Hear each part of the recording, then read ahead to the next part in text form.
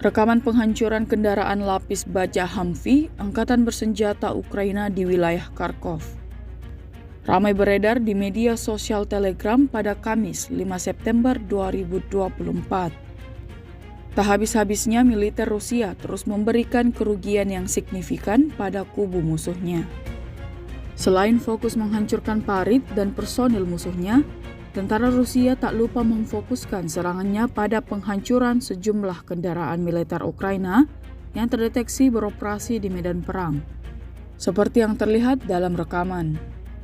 Hanya dengan satu kali hantaman drone, tank Rusia langsung meledak dahsyat dan timbulkan kobaran api yang sangat besar.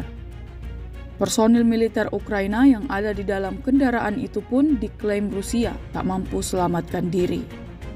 Video ini kemudian viral dan menuai beragam respon dari warganet.